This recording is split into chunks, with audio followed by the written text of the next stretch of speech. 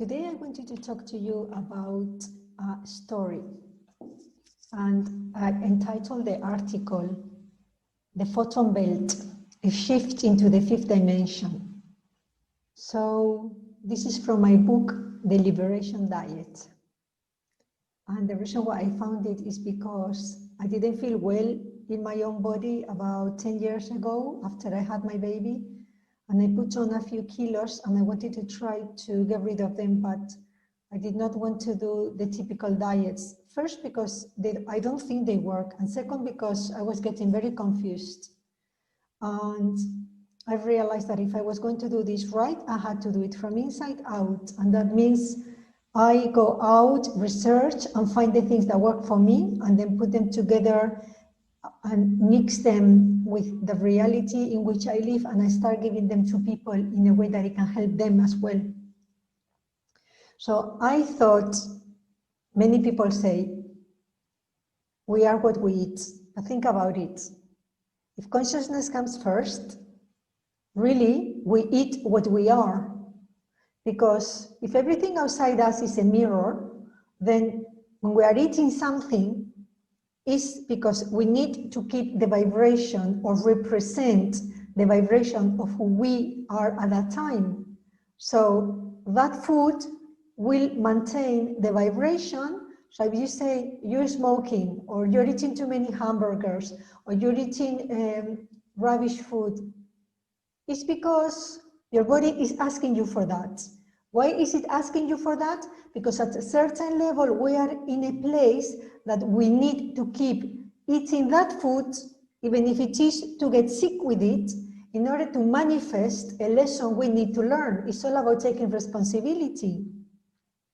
So if you remove the food, but you don't remove the original cause, or the reason why you are craving that food, then you can do it for a certain amount of time, but this is why diets don't work in the long term, because you don't stick with them. Because at consciousness level, you don't belong to another kind of diet. This is the diet at which you belong. So this is like trying to help someone to learn or teach somebody. Again, this is a proactive thing that you must do in order to earn the information, in order to eat the nutrition, in order to do the exercise. We know what we have to eat. We know that we need to do exercise.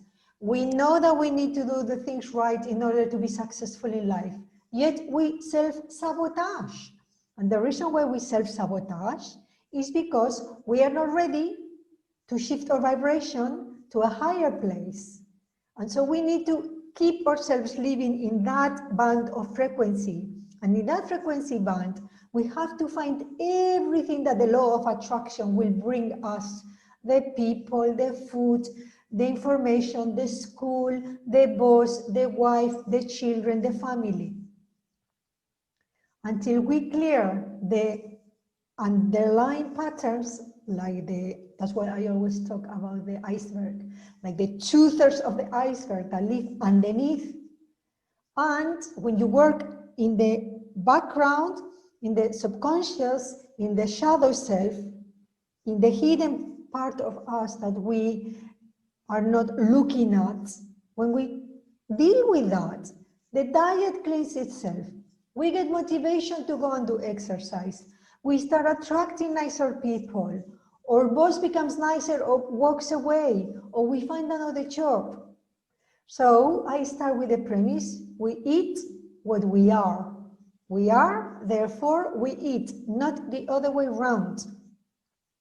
And when I realized that, then I stopped looking at food as a tool to control the evolution of my body, and I started to work with myself at an energetic level in order to allow my food to shift effortlessly, which is exactly what happened. But in the process, because I always look for information at mind, body, spirit level, because I think that the physical level is just but one part of the information that we need. And if we are missing the 1/3 or more, which is the spiritual or energetic level, we miss out on the emotional basis of the reasons why we do things. And I found this photon belt concept. We are moving into a zone in space that is a band of photon energy. Our star moves into that band every 11,000 years.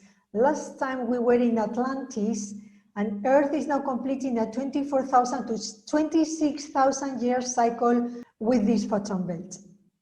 Now, I wrote this in 2012, and it says that we will be completely in by 2012, which is around when I was writing this.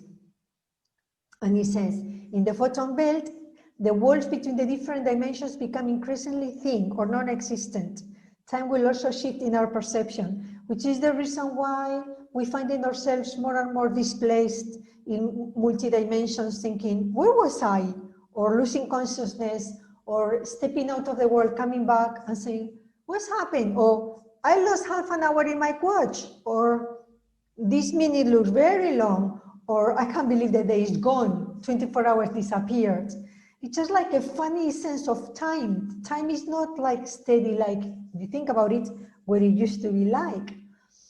When a person enters the photon belt, it is expected to feel a jolt, similar to putting your finger in a live socket, and the transformation from a corporeal person to an atmospheric person will be complete, which means we're becoming more energy and less dense, more silica and less carbon, more ephemeral and less heavy, more 5-dimensional, less 3-dimensional.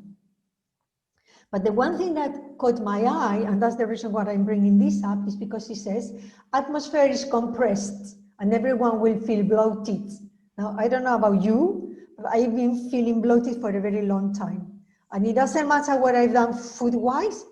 Okay, yes, I lost all my weight and I lost all my bloatiness and everything when I ate only vegetables, soup every day for like 3 months. But I felt like I was disappearing. So that wasn't going to be the long-term solution for me. And I do eat vegetables, but not just only vegetables in a soup. Like I always do, whenever I want to sort a problem in my life, I go inside and I take energy work. I maybe start with Reiki because I'm a Reiki master, so I give myself Reiki every night, which sorts out all the little problems, the headaches, stomach aches, any little thing. And because Reiki is energy and you can send energy into any time and space, then I can do the Reiki 2 level. I'm a Reiki master, so I can actually attune people to become Reiki practitioners themselves. But in Reiki 2, you can do a system of symbols and put your hands in a specific way and send your healing to your childhood or to your future or to your past. It doesn't resolve the whole thing, but every little thing counts. Every little bit that you do towards yourself counts. And I thought, again, I am not going to drastically change my diet. So I start with the energy work. Now, first of all, I go to the shop where they sell all the supplements, and I started to put out my feelers, my antenna, and sense. So I started to pick up what supplements I could take. So I started to take some of the supplements, for instance, zeolite, some oils, spirulina, MSM, hemp, wheatgrass, and I started to study them. And then putting 1 or 2 at a time, checking how my body was working a month or so, and I started to write in my diary the notes of how I was feeling. And I think everything was working. While I was doing one thing, I was doing the Reiki, then I was doing homeopathy, and then I was doing kinesiology. But I think the big breakthrough was when I went to my kinesiologist, Dr. Boyle, Birgit. She gave me this viper remedy, which is like a snake remedy made from the venom of a snake. And I went through a process of releasing, like I felt like I was being strangled. It was like the feeling of a snake when it's strangling you or when it's squeezing you. And then discharge, which was black, and it could be a bit scary. But she said that's exactly what this venom is supposed to do. And then she said, you came here because you were bloated, but all the time what's coming up is anger in your liver. Now, anger in my liver. I wasn't an angry person. I'm not an angry person.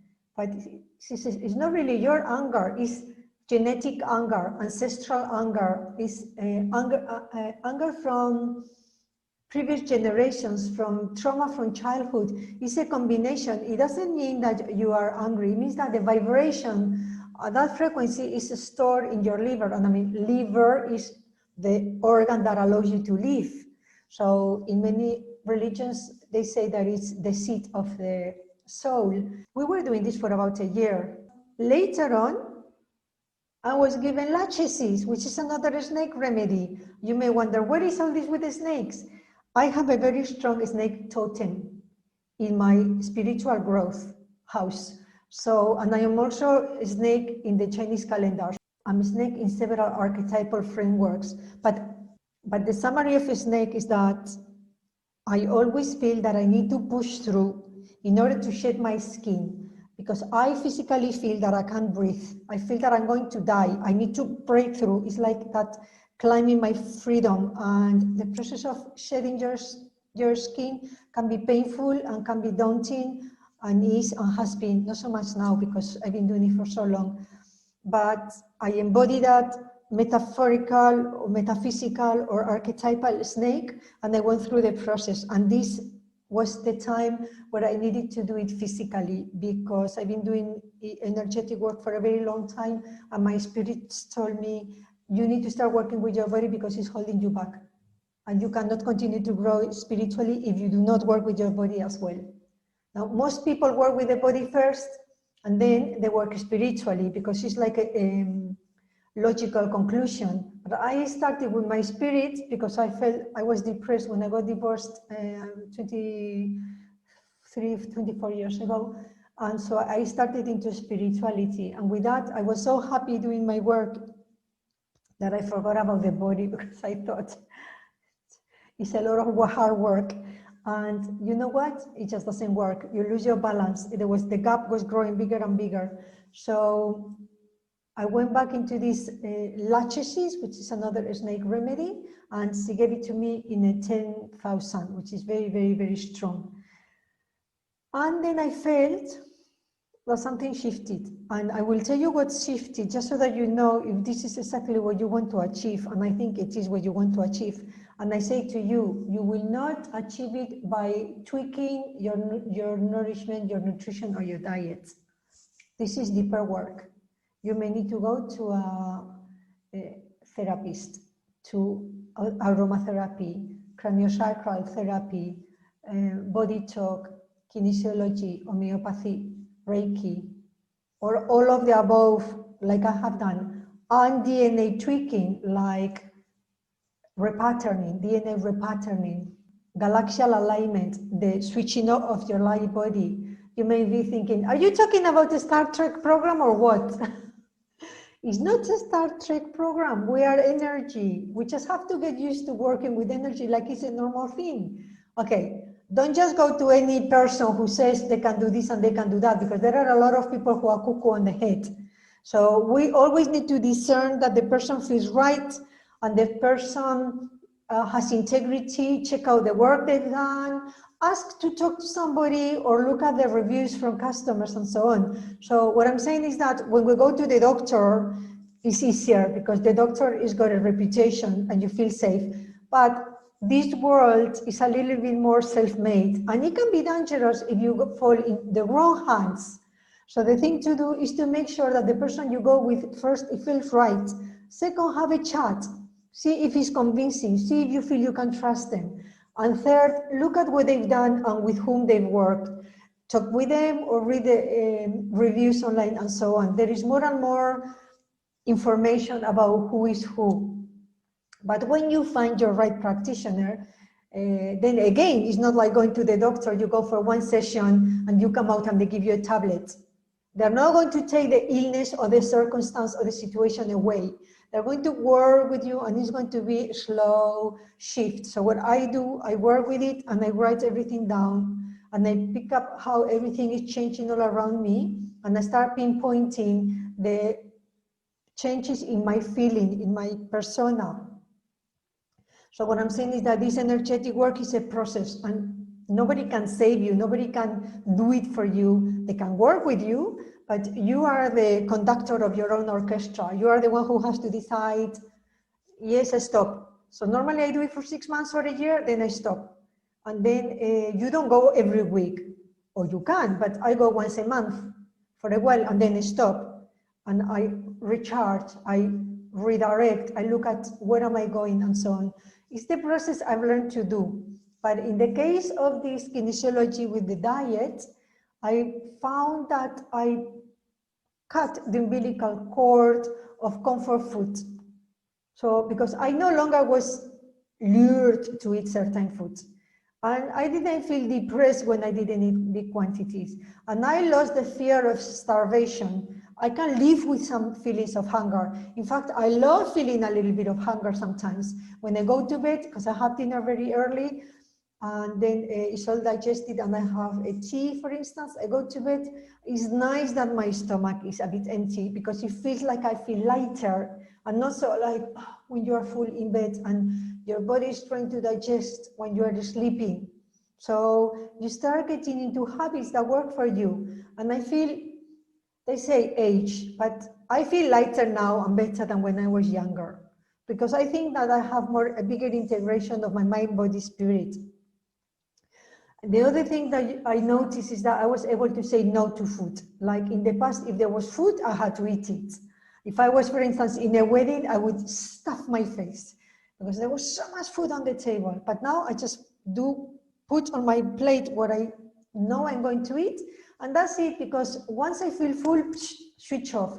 You know the little voice that tells you, you've eaten enough, but you keep eating and you keep eating. So what happens is that you discount that voice and you silence that voice, and then you forget about what is the size of the food you are going to eat. So in my case, if this is my stomach, the size of my stomach, I thought, eat what fits in my stomach. So rather than eating a big plate, I have a smaller plate and I feel it.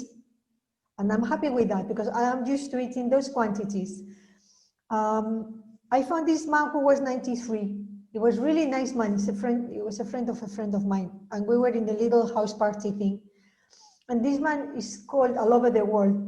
He goes to Canada, then he goes to Latin America, then he goes to Europe. He does this every year, 3 months, 3 months, 3 months.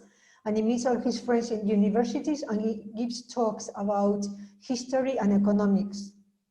And it was thin, but it was perfectly put, and it was, you know, you could talk to him, he was intelligent, he was nice and clean and dignified. And I went, wow, my hero. And I said, how did you do it? And he says, rule number 1, I eat little. And that really stuck in my mind. We eat too much. We feel that pull of the mother's umbilical cord when we were fed, and we aligned or we connected the feeling of being fed with the feeling of comfort, emotional comfort. So we try to make ourselves feel better eating comfort food, and it never works. Not even for the time you are eating it. Before you finish eating it, you already know that it's not working. So you know that we're not feeding the body at the right level. Another thing that used to happen to me, that if I ate something cold or small or a salad or something healthy, I would feel sorry for myself. So it was like all over the place. I was out of control. And it was like emotional suffering. I thought, what's wrong with this? So this is where I started with the doctor.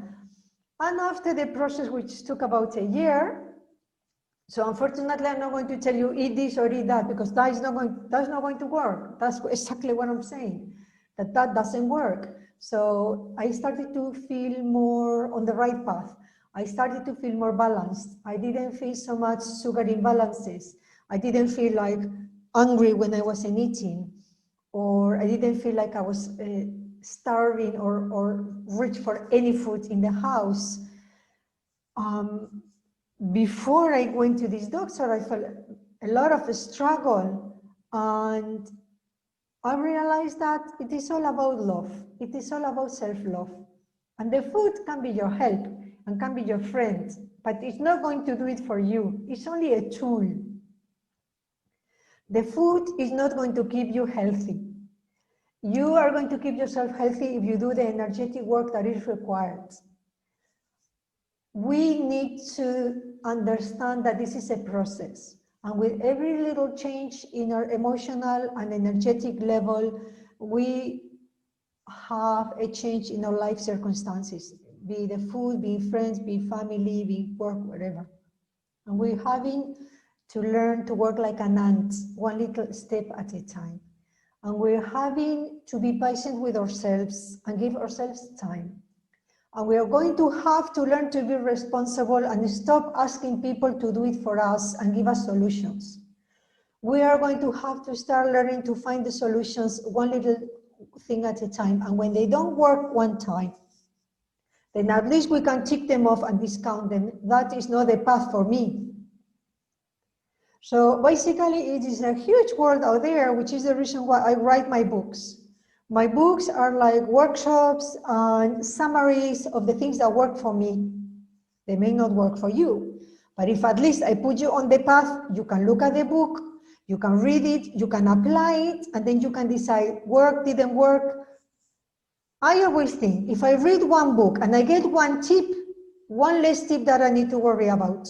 And bit by bit by bit, I synthesize and simplify. And my life is becoming today a synthesis of simplification. Everything seems easier. Everything flows better.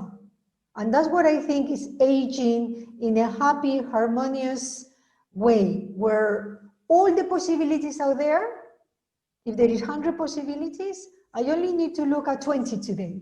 The other 80 I've already looked at, discounted them, used them, benefited from, used them in the past. I may use them again in the future, but at least they are part of my toolbox. I already know them, I understand them. I can recognize them and I can talk about them. And the many ones that are keep coming, because that's normal evolution of the universe. Once you get the core, the rest really becomes very simple. And it doesn't matter how many diets come out with which fancy names. You don't need them.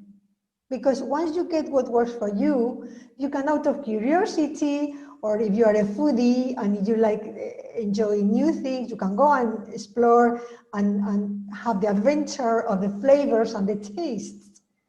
But that's not because you need it. If I have helped you with this video to put in the right direction the elements of how you need to work with your diet and your body and your mind, then I would say, if you have a question, put it in the comments box, because then we can start a discussion. But what I'm trying to also tell you is that even though it's a process that can be long, it doesn't need to be complicated.